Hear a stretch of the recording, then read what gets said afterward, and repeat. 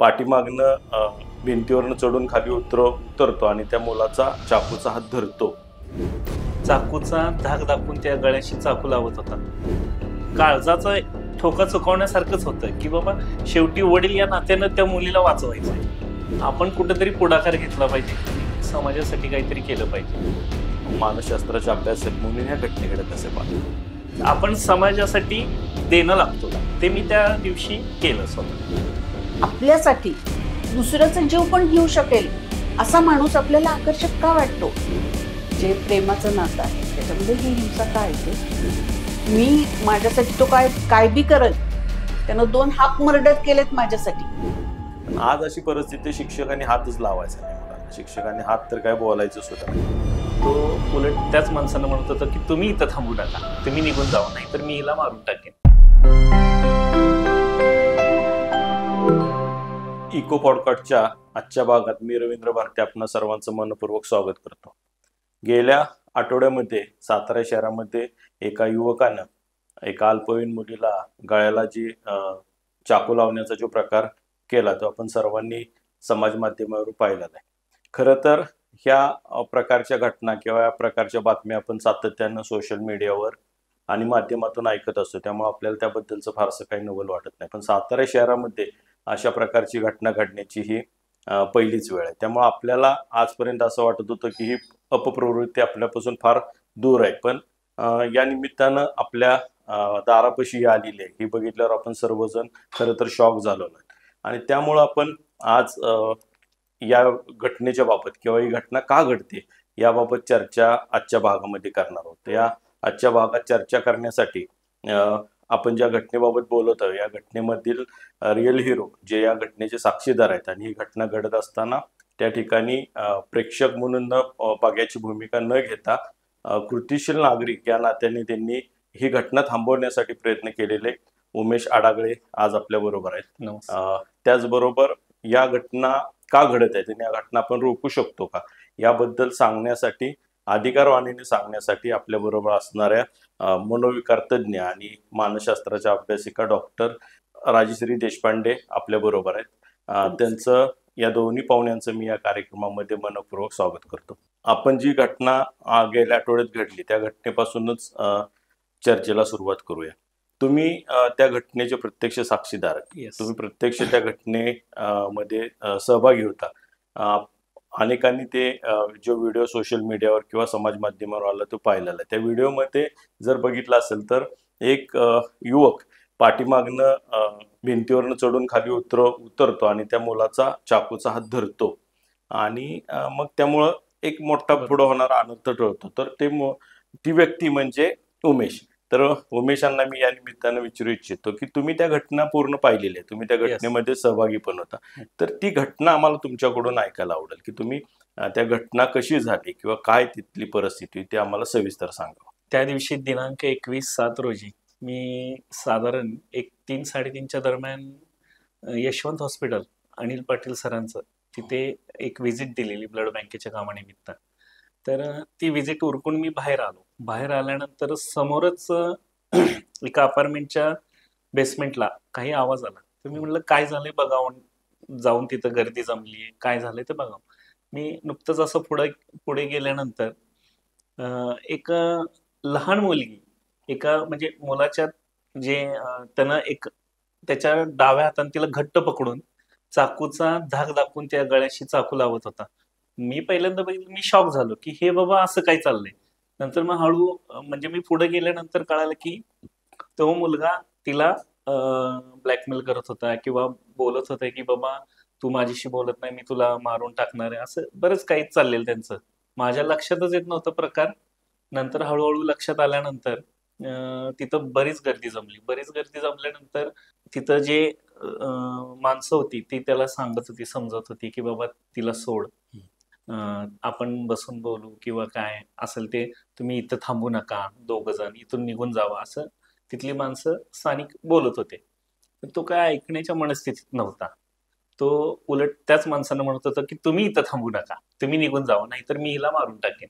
असं तो एक 15-20 मिनिटं चाललेलंच त्याचं. त्यामुळे शेवटी मी एक म्हणजे मला असं वाटलं की आता ह्या मुलीला कुठेतरी वाचवलं गेलं पाहिजे, म्हणून मी मागून जाऊन त्याचा हात धरला. असा विषय झाला आणि त्यातनं त्या मुलीला मी सोडवलं तुम्ही, पण खरं तर असं म्हणजे बघताना असं जाणवतंय की थोडा जरी तुमच्याकडनं काही चूक झाली असती किंवा तुमचा थोडा जरी आवाज आला असता तरी ते खरं तर तुमच्या सुद्धा जीवावर भेटलं असतं किंवा त्या हो. मुलीच्या सुद्धा जीवावर काही होऊ शकलं असतं. बरोबर. तर ते धाडस किंवा ते असं करावं ही ऊर्जा तुमच्याकडून कुठनं त्यावेळेला आली? म्हणजे तसं बघणं आणि प्रत्यक्ष करणं यात जमीन आसमानचा फरक आहे. तुम्ही ते केलं, हा. तर ते कसं तुम्हाला वाटलं की आता काय झालं, त्यावेळेस गेलो तेव्हा माझ्या डोक्यात हा काही असा विचार पण नव्हता की आपण त्या मुलीला वाचवेन.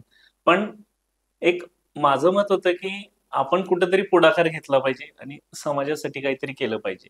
त्या मुलाच्या तावडीतनं त्या मुलीचा जीव वाचला पाहिजे, हे डोक्यात होतं. बाकी माझ्या जीवाची मी असा विचार केला नव्हता की की मला काय होईल वगैरे, असं काही विचारच केला नव्हता. मला वाटतं तुमची मुलगी पण तिच्या हा, आणि ऍक्च्युली कसं तिच्यापेक्षा 1 वर्षानं लहान माझी मुलगी आहे. बरं. तर मला थोडा वेळ आहे का नाही त्या मुलीच्या हे सोबत माझी मुलगी हे करते आणि कोणतरी तिला मारते. मग एखाद्या वडिलांना काळजाचा ठोका चुकवण्यासारखंच होतं की बाबा शेवटी वडील या नात्यानं त्या मुलीला वाचवायचं. ह्या हेतूने मी तो तसा म्हणजे प्रयत्न केला. तसा डॉक्टर पेंढारकरांनी 16 वर्षापूर्वी म्हणजे मी जेव्हा तिथं लागलो तेव्हा एकच वाक्य की आपण कोणाचा तरी जीव वाचवला पाहिजे, हे त्यांच्याकडनं मला प्रेरणा मिळाली पाहिजे की समाजात आपण समाजासाठी देणं लागतो. ते मी त्या दिवशी केलं स्वतः. अतिशय खरं तर प्रेरणादायी ही गोष्ट आहे की तुम्ही कारण असं कोण धाडस करत नाही, तुम्ही केलं, त्यामुळं सर्वच स्तरातून तुमचं अभिनंदन होत आहे, कौतुक होत आहे. मॅडम, डॉक्टर, तुम्ही खरं ही घटना सगळी तुम्ही त्याचा व्हिडिओ पण पाहिलेला आहे, आत्ता त्यांच्या तोंडून सगळी घटना पण ऐकलेली, तर तुम्ही मानसोपचार तज्ज्ञ किंवा मानसशास्त्राचे अभ्यासक म्हणून ह्या घटनेकडे कसे पाहता? अशा घटना आपल्याला 2 प्रकारे समजून घ्यायचा प्रयत्न करावा लागेल. म्हणजे एक तर नात्यामध्ये अशी हिंसा कशी येते, जे प्रेमाचं नातं आहे त्याच्यामध्ये ही हिंसा का येते, आणि दुसरं म्हणजे की एकदम हिंसा आली, नुसती आली नाही, ती एकदम टोकाची का आली. ह्या 2 वेगळ्या जरा पैलू आपण सेपरेट करून बघितलं तर आपल्याला समजून घेणं जास्त सोपं जाईल. पहिली गोष्ट म्हणजे प्रेम हे वयाच्या 14-15व्या वर्षी आपल्याला त्या भावनेची खोली, व्याप्ती समजू शकते का? एक ते आकर्षण असतं, वयात येणारी मुलं असतात, हार्मोन्स सगळे असे नुसते उफाळलेले असतात आणि एकमेकांबद्दल आकर्षण वाटतं. बरं, आपला समाज असा आहे की ज्यामध्ये हे मोकळेपणाने बोलण्याची चोरी, पालकांशी किंवा शिक्षकांशी असं बोलता येत नाही किंवा उघड सांगता येत नाही, घरी लगेच तक्रार होईल, काय होईल, आणि त्याच्याबद्दल काही बोललं नाही जात, पण मनात तर त्या भावना आहेत. आपल्या आजूबाजूचे मित्रमैत्रिणी तर हे सगळं करतायत. सोशल मीडियावर तर आपण बघतोय सारखं प्रेम प्रेम प्रेम, आणि मग पुढे जाते ही गोष्ट, गर्लफ्रेंड, बॉयफ्रेंड वगैरे वगैरे. दुसरा आस्पेक्ट याचा असा होतो की अजून प्रेम कळलेलं नाही, आकर्षण तर वाटतंय, त्याला पण प्रेमाचं नाव पण दिलंय, आणि आपली त्या प्रेमाच्या नात्यामध्ये मालकी आहे, त्या व्यक्तीवरती दुसऱ्या व्यक्तीवर मालकी आहे. आणि ह्याच्यामध्ये फक्त मुलालाच असं वाटतं की मुलीचीच म्हणजे मुलीवर मालकी आहे असं नाही, मुलींना सुद्धा वाटतं त्या मुलग्यावर आपली मालकी आहे. मग संशय, दुसऱ्यावर हा अधिक बोलतोय का किंवा ती अधिक बोलतीये का, मग सारखी पाळत ठेवायचं, मग रुसवे फुगवे, हे सगळं चालतं. पण त्या पहिल्या भरामध्ये उत्सुकतेच्या ह्या सगळ्याचा अर्थ मुलांना त्याचं माझ्यावर किती प्रेम आहे किंवा तिचं माझ्यावर किती प्रेम आहे असं वाटत असतं. म्हणजे फॉर एक्झाम्पल एक उदाहरण तुम्हाला सांगायचं म्हणजे, एक मुलगी म्हणलेली त्या मुलाला पोक्सो खाली अटक झालेली, असंच हे प्रकरण होतं. मी माझ्यासाठी तो काय बी करल, त्यानं 2 हाफ मर्डर केलेत माझ्यासाठी, मला त्योच पाहिजे. म्हणजे हे येतं कुठून की आपल्याला आपल्यासाठी दुसऱ्याचा जीव पण घेऊ शकेल असा माणूस आपल्याला आकर्षक का वाटतो. आपल्याला असं का नाही वाटत की हा इथं जीव घ्यायचा प्रयत्न करतोय, उद्या माझा घे. म्हणजे निराशा, अपेक्षाभंग ह्याच्यामध्ये व्यक्ती कशी वागते त्याच्यावरून ती व्यक्ती खरी कशी आहे हे कळत असतं. पण त्या मॉडेल्स आपण जे उभे केलेले आहेत या मुलांपुढे, आदर्श मॉडेल्स, ते जर हिंसा करणारे असले, ते जर प्रेमात तसे वागणारे असले, तर मुलं पण तेच शिकतात. म्हणजे तो आशिकी 2 मध्ये आलेला, त्याच्यातला असाच तो हिरो खूप हिंसक दाखवलेला आहे. अशा प्रकारचे आदर्श जर सतत समोर येत राहिले किंवा सोशल मीडियावर हिंसेचं समर्थन होत राहिलं, मालकी हक्काची भावना ही बरोबरच आहे नात्यात असं होत राहिलं, म्हणजे उदाहरणार्थ जर एखाद्या मुलाच्या घरात त्याचे वडील राग आल्यानंतर बायकोला मारत असले, बाहेरचा कुठला तरी राग आहे तो घरी येऊन किंवा दारू पिऊन बायकोला बडवून काढायचा आणि मग आई पण म्हणणार की जाऊ दे, पुरुष आहे, मारायचाच. तर अशा घरातल्या मुलाला काय वाटणार की माझ्या मनाविरुद्ध काही झालं किंवा माझ्या मनाविरुद्ध माझ्या मालकीच्या स्त्रीनं काही केलं तर तिला बळवायचं किंवा तिला मारायचं किंवा तिला इजा पोचवायची. सो हिंसेचं समर्थन आणि नात्यामध्ये जे प्रेम आणि आदर, विश्वास आणि एकमेकांना स्पेस देणं, ह्या गोष्टी आवश्यक आहेत. ह्याचे संस्कारच आपण लहानपणापासून करत नाही आणि हिंसेनं प्रश्न सुटतात असा चुकीचा, अत्यंत चुकीचा असा मेसेज सध्या समाजात बोकाळलेला आहे. या दोन्ही आस्पेक्ट्सनी मला वाटतं ह्या घटनेकडे आपण बघायला पाहिजे. बरोबर आहे तुम्ही म्हणता ते. उमेश, तुम्ही पूर्ण घटना तिथं होता, तर जसं आता डॉक्टरांनी सांगितलं की काय प्रकारे मुलांची मुलींची मानसिकता आहे, तर तुम्हाला त्या दोघांची मानसिकता काय वाटली तुम्हाला, म्हणजे एका तिरस्त म्हणून त्याच्याकडे बघताना तुम्हाला काय जाणवलं त्या दिवशी? म्हणजे त्यांच्या दोघांचं संभाषण चाललं, ते दोघं एकमेकांना ओळखत होते. म्हणजे ओळखत असताना म्हणजे तिथं त्या मुलीची मानसिकता अशी होती की ती मुलगी त्याला काय म्हणत होती की बाबा आर्यन, म्हणजे त्या मुलाचं नाव मी आर्यन सांगतोय, तर बाबा आर्यन तू मला असं पकडू नको किंवा मला चाकून हे करू नको, त्रास देऊ नको, आपण बोलून म्हणजे बसून बोलूया, घरी जाऊन बोलूया. पण ती मानसिकता त्याची नव्हतीच. आणि त्या मुलाची मानसिकता अशी होती की नाही, आज आपण ही आपल्याशी बोलत नाही, आपल्याशी नीट वागत नाही, तर आज आपण हिला संपवायचं.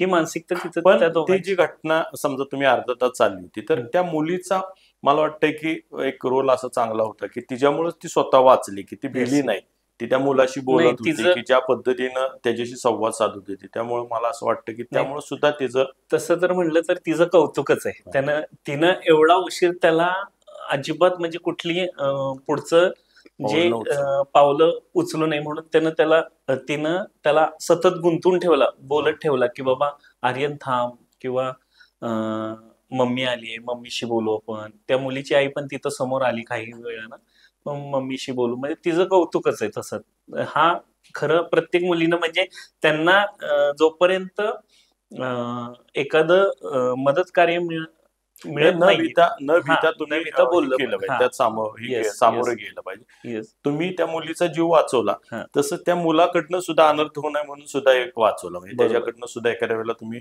तसं काय केलं नसतं तर अनर्थ होऊ शकला असतं. ती एक गोष्ट आहे. मॅडम, खरं आपण आता ही एकतर्फी प्रेमातनं म्हणतो, पण प्रेमाची व्याख्या आपण बघितलं तर कुणालाही इजा पोचू नये किंवा कुणाचा जीव घेऊ नये, कुणाला त्रास होऊ नये, म्हणजे दुसऱ्याच्या आनंदात आपला आनंद शोधणं म्हणजे खरं प्रेम.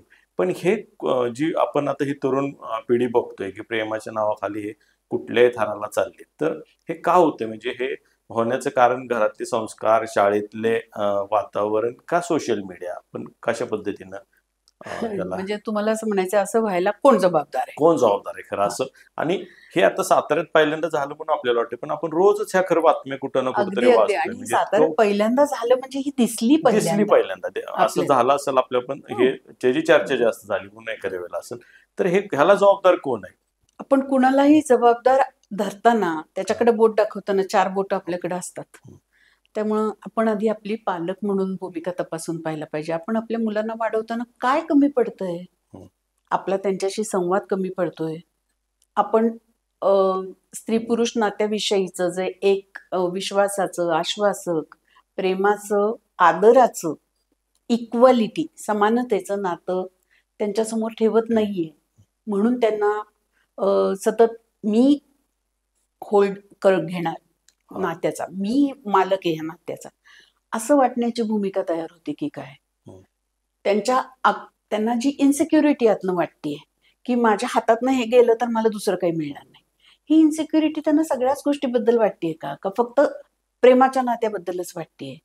आणि इन्सिक्युरिटी एखाद्या गोष्टीची वाटली, आपल्याला अपयश येईल किंवा आपल्या हातून हे निसटून जाईल असं वाटलं, यात ह्या ज्या नकारात्मक भावना आहेत त्या कशा पचवायच्या ह्याचं आपण याच्याबद्दल त्यांच्याशी कधी बोललोय का, किंवा त्यांना कधी अनुभव आलाय का? होतं काय, आता प्रत्येक घरात 1 किंवा 2 मुलं जास्तीत जास्त, आणि कुठल्याही आई वडिलांना असं वाटतं की आपल्याला जे काही मिळालं नाही ते सगळं आपण आपल्या बाबीला किंवा बाब्याला द्यावं. त्यामुळं साहजिकच, पण ह्या सगळ्यामध्ये त्यांचे लाड होताना, त्यांना सगळं मिळताना त्यांना हे कळत नाही की त्याच्या मागे एक जबाबदारी आहे. आपण घराचा कुटुंबाचा एक भाग आहोत. कुटुंबाचे शिस्त पाळण्याची जबाबदारी असते. घरात सगळ्यांनी मिळून कामं वाटून करण्याची जबाबदारी असते. आता ज्या घरात फक्त एकटीच आई काम करत बसते आणि बाबा किंवा आजोबा किंवा आजी किंवा आणि कोण असेल भावंड, म्हणजे लहान मुलं, हे सगळे निवांत आहेत आणि प्रत्येकाच्या हातात सगळं आणून देते, तर त्या घरात मुलं बोललेलं स्वीकारत नाहीत. ते बघतात आपल्याला वागताना आणि ते बरोबर तेच टिपतात. तर त्या घरात त्यांना वाटणारच नाही की आपली पण जबाबदारी आहे. बेसिक ह्या सगळ्याचं काय म्हणता येईल, बीज रूपानं सांगायचं म्हणजे, तर आपण आपल्या मुलांना त्यांच्या वर्तनाची जबाबदारी घ्यायला शिकवत नाही. दुसरं, त्यांना जे हवं आहे त्याच्यासाठी त्यांनी कष्ट करायला लागतात, त्याच्यासाठी काही शिस्त अंगी बाळगावी लागते, हेही आपण शिकवायला कमी पडतोय. तिसरी गोष्ट, आपण त्यांना माणूस म्हणून बघतच नाहीये, आपण त्यांना मार्क मिळवण्याचं मशीन म्हणून बघतोय. कारण आपल्यालाही असं वाटतं की खूप मार्क मिळाले, खूप चांगली नोकरी मिळाली, खूप पैसा मिळाला की संपलं, तेवढं त्यानं केलंच पाहिजे, तेवढंच त्यानं करावं. आणि मग तेवढंच तो करतो खरं, पण मग तो माणूस म्हणून जगताना जी गरजेची स्किल्स आहेत, human skills, basic social skills, की एखादं रिलेशन कसं डेव्हलप होतं, कुठल्याही नकारात्मक गोष्टी, अपयश कसं पचवायचं असतं, स्ट्रेस कसा हँडल करायचा असतो, राग कसा हँडल करायचा असतो, किंवा एखाद्या गोष्टीमध्ये काही कॉन्फ्लिक्ट आले, काही निर्णय घ्यायचा झाला तर तो निर्णय कसा घेतला जातो, प्रॉब्लेम सॉल्व्हिंग काय असतं, कम्युनिकेशन, इमोशनल मॅनेजमेंट, या कुठल्याच गोष्टी आपण मुलांशी आजकाल बोलताना दिसत नाही. पूर्वी अख्खं गावाचं मूल असायचं आणि अख्ख्या गावाचं त्या मुलाकडे लक्ष असायचं. आपण काहीतरी येण्यासारखं वागलो की आपल्या आधी घरी बातमी पोहोचलेली असायची. आता तसं होत नाही ना. विशेषतः शहरांमध्ये आता कुणाला हे इतकी बंध असे राहिलेले नाहीये. त्या बंधामध्ये बंध असे राहिलेले नसल्यामुळे घुसमट कमी झाली आहे नात्यातली, म्हणजे परस्पर माणसांमधली. पण इन्सिक्युरिटी खूप वाढली आणि संवाद कमी झाला. पहिलं बघा ना, आपण म्हणजे शाळेत असताना शाळेत शिक्षकांनी आपल्याला मारलं तर आपण घरी कळून द्यायचं नाही, कारण कळलं तर आपल्याला घरी पण मारणार आणि वर परत शाळेत येऊन सांगणार की याला अजून मारणार. पण आज अशी परिस्थिती, शिक्षकांनी हातच लावायचा नाही मुलांना. शिक्षकांनी हात तर काय बोलायचं सुद्धा नाही. असं हे 15-20 वर्षात आपण ही एक स्थित्यंतर बघतो. तसंच बघायला गेलं तर जी मुलांनी आपण म्हणतो की आदर्श घ्यावे, तर आदर्श घ्यायला बाहेर कुठं जाण्यापेक्षा आई वडिलांनाच त्यांनी आदर्श घ्यावा, अशी आई वडिलांची किंवा पालकांची वागणूक असावी, तर आपण मुलांना हे करू शकतो असं म्हणताय. उमेश, तुम्ही त्या मुला-मुलीची मानसिकता सांगितली, तिथं बघणारी पण भरपूर होती. म्हणजे आता भरपूर जणांचा मॉब तिथं झाला होता. अनेक जण वेगवेगळ्या पद्धतीनं बोलत होते. त्यातले तुम्ही 4 जणच खरं तर पुढं ती घटना वाचवण्यासाठी, त्यातले 2 पोलीस आणि तुम्ही 1-2 सर्वसामान्य नागरिक, 4घांनी केलं. पण एकंदर गर्दीची की त्या मॉब जी होता सगळा, त्या मॉबची त्यावेळीची मानसिकता नक्की काय होती? त्यांची आपापसातली बडबड किंवा त्यांचं काय नेमके असं तुम्हाला वाटतं? कारण तुम्ही प्रत्यक्ष होता म्हणून आम्हाला ते ऐकायचं. ऍक्च्युली त्या बिल्डिंगच्या ज्या खाली झालं, त्या बिल्डिंगचा चेअरमन किंवा वॉचमन ह्यांची प्रत्यक्षात अशी भूमिका होती, तुम्ही इथं काय करू नका, तुम्ही इथनं निघून जावा, बाहेर काय पण करा, आमच्या अपार्टमेंटच्या बाहेर जा, तुम्ही इथं थांबू नका, ते असे होते. आणि बाकीचे जे अपार्टमेंट मधले पण बरेच जण आलेले तिथं, आणि बाहेरची रस्त्यावरची जी काय चाललंय म्हणून येणारी संख्या पण भरपूर होती. मग प्रत्येकाचं असं कसं, ते त्या मुलाच्या हातात धारदार शस्त्र होतं आणि प्रत्येकाला वाटणार साहजिक की बाबा आपण जरी काही जरी त्या मुलाकडे म्हणजे सोडवायला गेलो तर तो चाकू आपल्याला लागू शकतो किंवा त्या मुलीच्या जीवावर बेतू शकतो. ह्या दृष्टीने तिथं जे होते त्यांचं धाडसच होत नव्हते की पुढे जायचं, काय करावं आणि काय करावं. आणि जो प्रत्येक जण येत होता तो प्रत्येक जण असं म्हणत काय चाललंय काय चाललंय काय चाललंय, म्हणजे समजत नव्हतं. काही लोक अशी होती की त्याला विनवणी करत होती, काही काही जण होती की तशी की तो जेव्हा तो जास्त हायपर व्हायचा ना तेव्हा त्याच्या अंगावर अशी गेल्यागत करत होती माणसं, पण त्यांना तो जरा थोडस सावध होत होता. पण तो तसा चाकू असा त्याच्या हातानं असा सगळ्यांना फिरवत होता ना, तशी तिथली जी माणसं ते चाकू बघितल्यावर कोणी एवढा मोठा ते चाकू अगदी धारदार शस्त्र होतं. त्या चाकूचं त्याला लागलेलं होतं तर त्या हातातनं पण रक्त येत होतं, असा विषय होता. मग कोणाचं धाडस होत नव्हतं. मग प्रत्येकाचं मन वाटतं की वाचवायचंय म्हणून, पण स्वतः माणूस घाबरतोच ना की आपल्याला काय लागू नये. डॉक्टर, या अनुषंगाने आपण ते घटना खरं तर बघितली. जोपर्यंत त्या मुलाच्या हातात चाकू होता तोपर्यंत सगळे त्याला भीत होते. आणि ह्यानं चाकू धरला की हे जे सगळे होते ते ज्या पद्धतीने त्या मुला, साहजिक आहे राग येणं अपेक्षित आहे आपल्याला की अशा पद्धतीनं होत असेल तर एक 2-3 कानाखाली देणे इथपर्यंत आपण समजू शकतो. पण त्या मुलाला ज्या पद्धतीने मारत होते, म्हणजे तसा तो मुलगा अतिशय, म्हणजे आपण त्याचं ही करतोय ती जी घटना अतिशय चुकीची होती. त्याचं वागणं कृत्यच आपण कधीही ही करू शकत नाही. चूक ते चूकच होतं. पण ज्या पद्धतीनं ही माणसं त्याला मारत होती, कोण एकानं तर कुंडी उचलून काय टाक, तर कोण खुर्ची टाक, म्हणजे हा काय राग, म्हणजे व्यवस्थेवरचा राग आहे का घरातला राग आहे, कुठला राग असं म्हणजे मिळालं की बाहेर काढायचा प्रयत्न माणसांच्यात नव्हतो, काय समजत नाही. तर तुम्हाला काय नक्की आहे? म्हणजे आपण ते मगाशी तुम्ही जे म्हणलात ना की पालक शिक्षक शिक्षा करायचे, पालक पण द्यायचे, मार द्यायचे, आणि आता तसं करायला परवानगी नाही. आपण ना फक्त त्या लक्षणांकडे बघत असतो या पद्धतीनं, प्रतिकात्मक बघतो. पण बेसिकली शिक्षा नाही द्यायचं ह्याचं कारण की हिंसा नको. तुम्ही मारल्यानंतर मूल घाबरणार आहे आणि घाबरून ते तसं करणार नाही, पण ती गोष्ट का करायची नाही. आणि तू जे वागतोयस त्याची जबाबदारी तुझी आहे. तू जर अभ्यास केलास तर तुला बरं पडेल, नाही केलास नाही बरं पडणार. मग बाकीचेही काही शिक्षांचे प्रकार असतात की जसं रिवॉर्ड, त्याला म्हणजे एखादी आवडणारी गोष्ट काढून घेणं किंवा न आवडणारी गोष्ट करायला सांगणं, अशा पद्धतीच्या शिक्षा जरुरीच्या असतात रादर दॅन हिंसा, आक्रमकता. मगाशी मी म्हटलं ते पुन्हा एकदा मला म्हणायचंय की आपण खूप आक्रमक झालेलो आहोत. पण कधी आपण आक्रमक होतो? जेव्हा माणूस घाबरतो तेव्हाच तो हिंसेला उद्युक्त होतो. भयाशिवाय हिंसा संभवत नाही.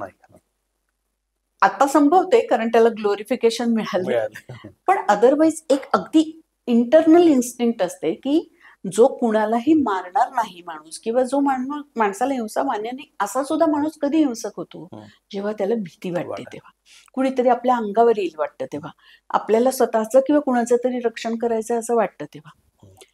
ही जी वृत्ती आहे ना की आधी भीती वाटली, मग त्या भीतीपोटी कुणीच पुढे येईना, जबाबदारी नाही घ्यायची, नुसतंच इंटेन्शन चांगलंय पण त्या इंटेन्शन साठी आपल्याला प्रयत्न करायला पाहिजेत आपण. आणि आपलं तिथं प्रयत्न करणं हे आपली कर्तव्य आहे, आपली जबाबदारी आहे या समाजाचा नागरिक म्हणून. ही भावना थोडी कमी पडते असं मला वाटतं. आणि दुसरी महत्वाची गोष्ट म्हणजे की सगळं झाल्यानंतर सगळे मिळून तुटून पडलेत. अरे पण तो मुलगा मानसिकदृष्ट्या आजारी असू शकतो, त्याची काय बाजू आहे, त्यांनी हे पाऊल का उचललं, त्याच्या मागे काय काय आहे, हा सगळा एक मोठा पट असतो. आणि तो पट आपण समजून घेत नाही म्हणून आपण असं आतताई वागायला जातो. अशा प्रकारे मुलाला सगळ्यांनी मिळून बेदम मारून काय होईल की त्या घटनेमध्ये जो अडकलेला, जो दोषी आहे तो जखमी होईल किंवा त्याला शिक्षा मिळेल. पुढं असं करणारे जे कोण असतील ते एखाद वेळी दबकतील सुद्धा की आपल्याला पब्लिकनं मारलं तर काय करायचं. पण जेव्हा माणूस नात्यामध्ये जखमी झालेला आहे किंवा जीवावृदार झालाय, तो काय म्हणेल, तसंही मला मारतील, काही होईल माझं, पण मी याला संपवणार, अशी मानसिकता होऊ शकते. त्यामुळं सगळ्यांनी मिळून मारणं किंवा त्याचं काहीतरी हिंसक रूपांतर होणं त्या जमावाचं, ही गोष्ट बरी नाही. त्या मुलाला तर शिक्षा व्हायला पाहिजे, पण ती कायदेशीर मार्गाने कायदेशीर. व्हायला पाहिजे. हे एक. दुसरी गोष्ट, अशा घटना घडवून न येत म्हणून काय काय करायला पाहिजे, लॉ ऑर्डरने काय करायला पाहिजे, प्रशासनानं काय करायला पाहिजे, समाजातल्या विचारशील घटकांनी, मॅच्युअर लोकांनी नक्की काय केलं पाहिजे, पालकांच्या संघटनांनी काय केलं पाहिजे, शाळेतल्या शिक्षणामध्ये काय बदल केला पाहिजे, मुलांपर्यंत पालक आणि शिक्षक म्हणून आपण काय पोहोचवलं पाहिजे, या सगळ्या स्तरावर आपल्याला प्रयत्न करावे लागतील. त्या मुलाला मारून आपण जबाबदारीतून आपल्या सुटका करून घेऊ शकत नाही. आणि हे जोपर्यंत आपल्याला कळत नाही तोपर्यंत या घटना नाही थांबणार, कितीही त्या पोराला बडवलं तरी. डॉक्टर, तुम्ही अतिशय महत्वाचे मुद्दे सांगितले की नक्की हिंसा कशा प्रकारे होते किंवा माणसांची गर्दी झाल्यावर एखाद्याला आपण मारणं आणि आपण जबाबदारीतनं मुक्त होणं अशा प्रकारचं नेमकं वातावरण व्हायला लागले. उमेश, तुम्ही त्या दिवशी त्या घटनेच्या इथं होता. आता बोलताना तुम्ही सांगितलं की तुम्ही त्या मुलीच्या ठिकाणी स्वतःची मुलगी बघितली, मग तिला वाचवणं वडील म्हणून आपलं कर्तव्य होतं. मला असं वाटतं, असं विचार करा की तो मुलगा तुमचा मुलगा असतात तर तुम्ही काय भूमिका घेतली असते त्यावेळेला?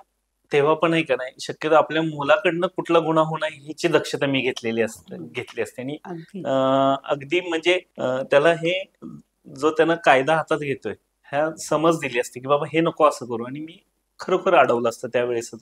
मला म्हणजे तिथं फक्त कोणाला जीव जाऊ नये किंवा कोणाला इजा होऊ नये त्या शस्त्रानं, ह्या पद्धतीने मी प्रयत्न केला. मी पण बऱ्याच जणांशी खरं या विषयी बोललो की तुमचा मुलगा असता तर तुम्ही काय केलं असतं. कुणीही त्या गोष्टीचं समर्थन केलं नाही. अगदी काही जण तरी म्हणले आम्ही तिथं त्याला खलास केला असता, इतका लातला असता, आम्ही बघूच शकत नाही आमचा मुलगा असं. हे कुठल्याही पालकाला असं वाटणार नाही की आपला मुलगा अशा प्रकारे समाजामध्ये वावरतोय किंवा ही होतंय. हे खरं तर म्हणजे पालकांबद्दल पण आपण हे असलं पाहिजे. पण काही वेळेला काय होतंय, पालकांना नक्की काय भूमिका घ्यावी, म्हणजे पालकांचंच मार्गदर्शन करणं फार गरजेचं आहे असं मला वाटतं मुलांच्या पेक्षा. तुम्ही शेवटच्या टप्प्यावर आपण येत असताना नक्की काय संदेश द्याल की तुम्हाला ह्या घटनेमधनं काय सांगावं असं वाटतं? ह्या घटनेबद्दल म्हणजे सांगायचं म्हणलं तर तिथं जे उपस्थित नागरिक होते, बरोबर सगळे म्हणजे घाबरणार, स्वतःचा जीव वाचवायचा आहे किंवा त्याकडनं आपल्याला काय होणं म्हणून हे होणारच, म्हणजे कोण पडणार नाही ह्याच्यात आणि कोण बघून जाणार किंवा जाऊ दे हे दररोजचं आहे वगैरे काय असं प्रत्येकालाच वाटतं. पण इथून पुढे जर समजा असं एखादं काय कृत्य घडत असलं तर निश्चित तुम्ही एक नागरिक म्हणून समाजासाठी की तिथं तुम्ही मध्यस्थी व्हा आणि तो जो काही प्रकार चाललाय म्हणजे कुठला पण असू द्या, तर तुम्ही थोडस, आपण नागरिक आहोत, आपल्याला जबाबदारी आहे, आपण समाजासाठी केलं पाहिजे. ह्या अर्थाने तुम्ही तिथं मध्यस्थी व्हा. आपल्यामुळे कोणाचा तरी जीव वाचतोय, कोणाचं अपंगत्व वाचतंय वगैरे येण्यासाठी असं प्रयत्न करा. हेच समाजासाठी माझी हे म्हणजे सांगण्याचं. चांगलं आव्हान केलं की सगळ्यांनी अशा प्रकारच्या घटना घडत असतात तर जरूर मदत करा की आपण तिथं हे करा, सहकार्याची भूमिका घ्या. पण बऱ्याच जणांशी आपण बोलतो तर सहकार्य केलं जात नाही. त्याला कारण असं पण असतं की उद्या आपण त्यात गेलो तर पोलिसांकडनं किंवा यंत्रणेकडनं किंवा न्यायालयाकडनं आपल्याला जो नाहक त्रास होत असतो, त्यामुळे बरेचसे जण जात असतात. तर तुम्ही आता ह्या घटनेत सहकार्य केलेलं आहे आणि ते केलंच पाहिजे जरी त्रास होत असेल तरी. तुम्हाला ह्या बाबतचा काय अनुभव आहे? बरोबर आहे, तुम्ही सर म्हणताय तसं की पुढं माणूस म्हणतो की कशाला कोर्ट कचेरी पोलीस स्टेशनची हेलपाटे, ह्या संदर्भात माणूस तो निर्णय घेतच नाही किंवा पुढचं पाऊल टाकतच नाही. पण थोडस तुम्ही जर तुमचं धाडस दाखवलं किंवा थोडासा तुमची मानसिकता बनवली की बाबा होऊ दे त्रास थोडासा, पण जो ज्यानं कायदा हातात घेतलाय किंवा जो गुन्हेगार आहे त्याला थोडीशी शिक्षा झाली पाहिजे किंवा ज्याच्यावर अन्याय झालाय त्याला कुठेतरी न्याय मिळाला पाहिजे. ह्यासाठी नाही, बरोबर आहे की म्हणजे आपण त्रास सहन केलाच पाहिजे, काय झालं तरी पण मदत केली पाहिजे. पण तुम्हाला त्रास होतोय का ह्या घटनेचा काय? असं ते थोडे दिवसच झालेत त्यामुळे अजून तुम्हाला फार अनुभव नाही. पण शक्यतो मी प्रत्येक गोष्टीला मी समजा न्यायालयात बोलवलं तर मी जाईन, जे काही घडलंय ते खरं खरं सांगेन किंवा कुठलं हे काय करणार नाही. असो, काय नाही, त्याचा काही प्रॉब्लेम नाही की मी एक मनाची माझी तयारी करून ठेवलेली आहे. नाही, पण त्रास होतोय की नाही तुम्ही सांगा ना. आता आतापर्यंत आता झाला अजूनपर्यंत काही नाही, मला एकदाच बोलवणं झालंय, ठीक, ओके. पण अजून काही पुढे सांगू शकत नाही. नाही, पण या निमित्तानं आपण नक्की असं हे करू की जरी त्रास हा. झाला तरी आपली भूमिका ही देशाचा सुजाण नागरिक किंवा जबाबदार नागरिक म्हणून आपण ती अगदी. जबाबदारी स्वीकारली पाहिजे आणि सगळ्याला सामोरं जाऊन मदत केलीच पाहिजे. डॉक्टर, आपण जी बघतोय की कोणती गोष्ट आता झाली, म्हणजे हेच घटनाची नाही, कोणती गोष्ट समाजात घडत असताना हिंसा इतकी वाढलेली आहे आणि हिंसेचं इतकं समर्थन होताना दिसतंय की सगळ्या स्तरावर आपण बघतोय. म्हणजे कुठलंच आता क्षेत्र असं हे झालेलं नाही की जिथे हिंसा नाही, किंवा मग ती शारीरिक म्हणजे मारामारीच असते असं काय नाही, मानसिक सुद्धा असते.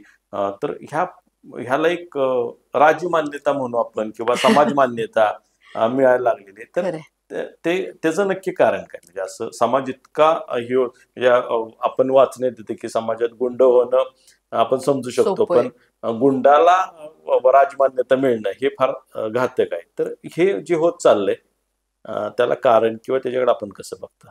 याला म्हणजे जशी मानसशास्त्रीय कारणं आहेत तशी समाजशास्त्रीय पण खूप कारण आहेत.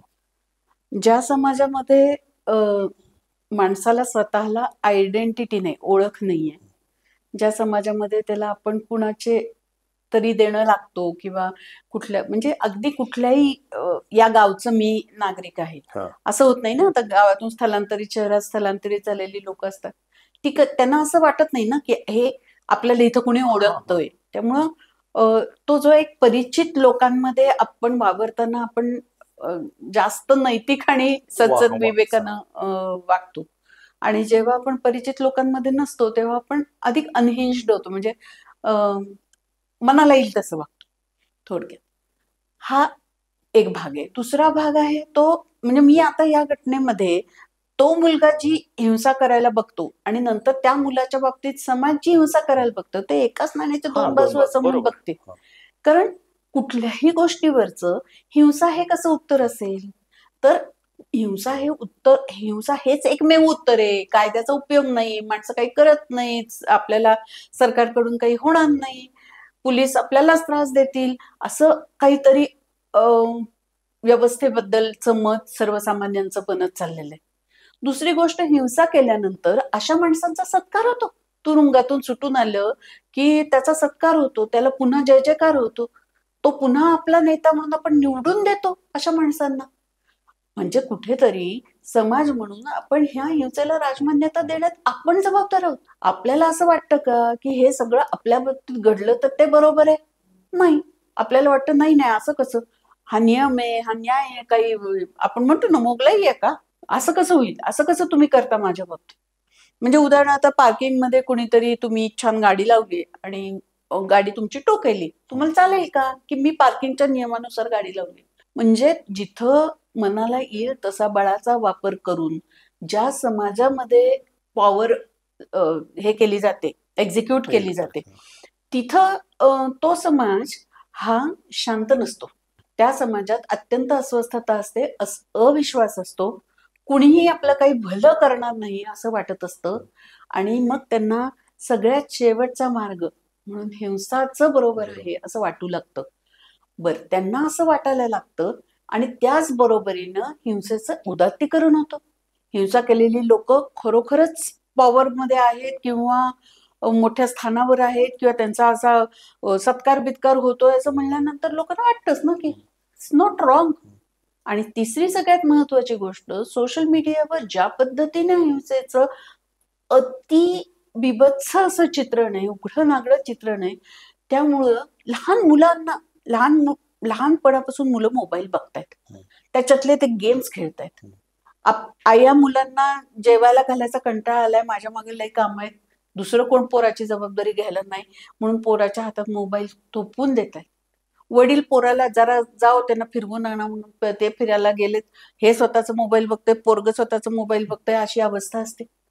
ह्या पद्धतीनं मुलांबरोबरचा संवाद नाही, आणि मुलं काय बघतात तर सतत स्क्रीन बघतात, ज्या स्क्रीनवर प्रचंड प्रमाणात हिंसा आहे. सरावतो मन, हिंसेला सरावतो, त्यात काही चुकीचं नाही असं तर वाटायलाच लागतं. पण एक जे रक्त पाहिलं की, माणसांना मेलेलं पाहिलं की, डेथ पाहिली की खूप जखमी आजारी माणसं पाहिली की जी आपल्या मनामध्ये एकदम अरे अरे नाही हे चुकीचं आहे किंवा शॉक अशी जी भावना असते ती भावना मरायला लागली. कशा रक्ताबद्दल काही वाटत नाही, ऍक्सिडेंट बद्दल काही वाटत नाही, कशाच बद्दल काही वाटत नाही, असा एक बधीरपणा सगळ्या समाजात यायला लागलाय. आणि हा बधीरपणा ही अस्वस्थता मला वाटतं की समाजाच्या आर्थिक सक्षमता समाजाची जी नाही उरलेली, म्हणजे अगदी साध्या साध्या 20-22 वर्षाच्या मुलाला केवढं टेन्शन असतं की एकतर मला नोकरी चांगली मिळाली पाहिजे, करिअर चांगले, मार्क खूप वगैरे वगैरे, मी डॉक्टर इंजिनियर व्हावं, काहीतरी व्हावं, IT व्हावं, नाहीतर मला काही भविष्यच नाही. आणि खरोखरच मुलांना म्हणजे शेतकऱ्यांच्या मुलांना शेती करण्यामध्ये राम दिसत नाही किंवा नवीन नवीन मार्ग त्यांना सापडत नाहीत, नवीन मार्गामध्ये सेटल होण्याचा विश्वास त्यांना वाटत नाही. कशावर विश्वास त्यांनी ठेवायचा सर्वसामान्य माणसांना की आपण एवढं एवढं काम करून रोजीरोटी खाऊन शांतपणे घरी झोपू शकू अशी परिस्थिती नाही. समृद्धी वाढली, सगळ्यांकडे गाड्या आहेत, सगळ्यांकडं जेवायला व्यवस्थित अन्न आहे, कपडे मोप आहेत, मोबाईल आहेत, नेटवर्क्स आहेत, पण जगण्याची धडपड ही खूपच असुरक्षित अनिश्चित होत चालली आहे. म्हणजे अगदी रस्त्यावरचा प्रवास असू दे, नाहीतर उद्या माझा हा व्यवसाय, माझी नोकरी टिकेल का नाही असू दे. तर कालच टाटा कन्सल्टन्सी सारख्या कंपनीनं सांगितलंय की 12% कपात करणार. कुठे जायचं त्या लोकांनी? मग त्यांना कुठली गॅरंटी? ह्या समाजात जर जगण्यासाठी लागणाऱ्या मिनिमम गोष्टींची गॅरंटीच तुम्हाला मिळत नसेल, आपल्या ठिकाणी, आपल्या गावात, आपल्या देशात आपल्याला ही गॅरंटी मिळत नसेल, तर माणसं हेल्पलेस होतात ना. हेल्पलेस होणार, घाबरणार आणि मग अग्रेसिव्ह होणार. हे मला असं वाटतं की हे सगळं एवढं मोठं गोष्ट त्याच्या मागे दडलेली असते. आणि मग तुम्ही म्हणलं तसं त्याला मिळणारी राजमान्यता. आता शेवटच्या टप्प्यावर तुम्ही एकंदर खरं तर खूप सांगितलं, आता आत्ताच्या ह्याच्यात सगळंच तुम्ही सांगितलं, पण तरी सुद्धा अजून पालकांना किंवा मुलांना काय संदेश द्याल? खूप बोला मुलांशी. अत्यंत वेगानं बदलणाऱ्या समाजात तुमची मुलं वाढतायत आणि हा वेग त्यांच्या कोवळ्या वयाला झेपत नाहीये. तुम्ही स्वतः कधी एवढा वेग अनुभवलेला नाहीये आणि त्यामुळे तुम्ही तुमच्या वेळेचे हवाले त्यांना देऊ नका. हे बदलणाऱ्या जगामध्ये तुमची नीतिमूल्य, तुमचे कायदे, तुमचे नियम नाही लागू पडणार आहेत. मुलांना काय हवंय, काय नकोय हे बोलत राहा. त्यांना स्वतःला मी मगाशी म्हणलं तसं नकारात्मक भावनांचं कसं निचरा करायचा, कुणाशी बोलायचं, अशा वेळी संकटाच्या वेळी काय करायचं, अपयश आलं तर काय करायचं, ह्याबद्दल स्वतःच्या उदाहरणातनं, आजूबाजूच्या उदाहरणातनं, स्वतःच्या आयुष्यातून त्यांना बघू द्या. आपल्याला राग आल्यानंतर आपलं वर्तन कसं असतं हे मुलांना बघू द्या. आपण काय करतो त्या रागाचं, दडपून टाकतो आणि नको तिथं काढतो, की आपण तो राग, मला ह्या गोष्टी मान्य होत नाहीयेत, मला याचा त्रास होतोय, आपण ह्याच्याबद्दल काय करू शकतो, अशा पद्धतीनं सामंजस्यानं कुटुंबात त्याची चर्चा करतो, की आपण डायरेक्ट रिॲक्ट करतो आणि हिंसा करतो. आपण जे करतोय ते आपली मुलं करणार आहेत. तुम्ही कितीही वेगळं बोललात तरी आपण जर वागणं आणि बोलणं याच्यामध्ये फरक असला तर मुलं त्यांच्या सोयीचं उचलणार आहेत. त्यामुळं मला पालकांना हे सांगायचं की मुलांशी खूप बोलत राहा. लहानपणापासून अजिबात त्यांना मोबाईल देऊ नका. वयाच्या 5व्या-6व्या वर्षापर्यंत मुलांकडे मोबाईल दिला नाही पाहिजे. दिला तरी दिवसातलं 15 मिनिटं, अर्धा तास, याच्यापेक्षा तो जास्त वेळ नाही पाहिजे. वयाच्या 15-16व्या वर्षापर्यंत ते कशासाठी मोबाईल वापरतात ह्याच्यावर आपलं लक्ष पाहिजे. त्याला सिक्युरिटी सेटिंग्स पाहिजेत. मुलं खूप ग्रास्पिंग तीव्र असतं, मुलांच्या मेंदूची वाढ होत असते आणि अशा वेळी जी स्क्रीन समोर येतो त्याच्यावर काहीही असतं ज्याच्यावर तुम्ही काही कंट्रोल ठेवू शकत नसता आणि मग मुलं त्यांच्या मनात पडणारे प्रश्न, त्यांच्या क्युरिओसिटीज, त्यांना होणारा त्रास, त्यांच्यामधली ती भावनिक आंदोलनं सगळ्याची उत्तरं त्यात शोधतात आणि ती स्वतःच्या त्यावेळच्या मनस्थितीच्या सोयीनं, त्यांनी जो मनाचा समज करून घेतलाय समाजाबद्दल त्या सोयीनं ती उत्तरं शोधतात. ती उत्तरं बरोबर असतात नाही असं नाही, ती समाजासाठी आणि त्यांच्यासाठी सुद्धा खूप घातक असतात. आणि हेच आपण बघतोय आजूबाजूला. म्हणून मोबाईलचा कमीत कमी वापर, मुलांशी बोलणं, मोबाईलचा वापर, विश्वास आणि ट्रान्सपरन्सी, आणि सगळ्यात महत्वाचं म्हणजे तुम्ही स्वतः तुमच्या वर्तनाची जबाबदारी घ्या. आणि मुलांना त्यांच्या प्रत्येक ऍक्शनला कॉन्सिक्वेन्सेस असतात, परिणाम असतो, कृतीचा परिणाम होतो आणि त्या परिणामाची आपल्याला जबाबदारी घ्यावी लागते. म्हणून कृती करताना विचार करा, ह्या पद्धतीचं त्यांच्याशी तुमचा डायलॉग सतत असला पाहिजे आणि वर्तन पण असलं पाहिजे. मॅडमने अतिशय योग्य सांगितलं की मुलांना मोबाईल देणं अतिशय लहान वयात मोबाईल देणं अतिशय चुकीचं आहे आणि त्यांच्याशी जास्तीत जास्त संवाद करणं, त्यांच्याशी बोलणं. कारण मुलं हे आपल्याकडं पालकांकडे बघून शिकत असतात की ते जे करत असतात त्याला ते कॉपी करत असतात. त्यामुळं पालकांनी, आई वडिलांनी आदर्श आई वडील होणं अतिशय गरजेचं आहे. या चर्चेच्या निमित्तानं अनेक गोष्टीवर आपण फोकस करण्याचा किंवा त्याला पर्श करण्याचा प्रयत्न केला. उमेशनं सुद्धा त्या घटनेबाबतचे बरेचसे पैलू सांगितले की तिथं आलेले अनुभव काय होते, त्या मुलीची मानसिकता काय होती, किंवा ज्या ठिकाणी घटना घडत आहे तिथल्या माणसांना कसं वाटत होतं की आपल्या एरियात ही घटना घडायला नको, तुम्ही बाहेर जाऊन काय करा. किंवा उमेशनं असं पण सांगितलं की किती त्रास झाला तरी आपण मदत केली पाहिजे, अशा घटनेमध्ये आपण धावून गेलं पाहिजे आणि आपली भूमिका आपण चांगल्या नागरिकाची जबाबदारी पार पाडली पाहिजे. त्याचबरोबर डॉक्टरांनी जे सांगितलं की संवेदना मरत चाललेल्या आहेत, की खरंच आपण बघतो की समाजामध्ये मुलांमध्ये जर आपण बघितलं तर कोण वारलं किंवा कोणाचा ऍक्सिडेंट झालाय, कोणाचं रक्त येतंय, कोणाचा काय तुटलं अजिबात त्यांना त्याबद्दलचं काही चेहऱ्यावर त्यांचे हावभाव नसतात. म्हणजे असे धुतले चेहरे आत्ताच्या मुलांचे आपल्याला दिसतात. तर ह्या संवेदना का एवढ्या बोथट झालेल्या आहेत ह्याचा सुद्धा आपण समाज म्हणून विचार केला पाहिजे असं मला वाटतं. ही चर्चा आपल्याला कशी वाटली ती जरूर आम्हाला आपण कमेंट्समध्ये कळवा. ही जर चर्चा, हा आजचा जर भाग आवडला असेल तर आपण आपल्या सर्व मित्रमैत्रिणींना शेअर करा आणि हा चॅनल सुद्धा सबस्क्राईब करा. मी ह्या दोन्ही पाहुण्यांचं या चर्चेमध्ये सहभागी झाले म्हणून धन्यवाद व्यक्त करतो. आपणा सर्वांना सुद्धा धन्यवाद देतो. धन्यवाद.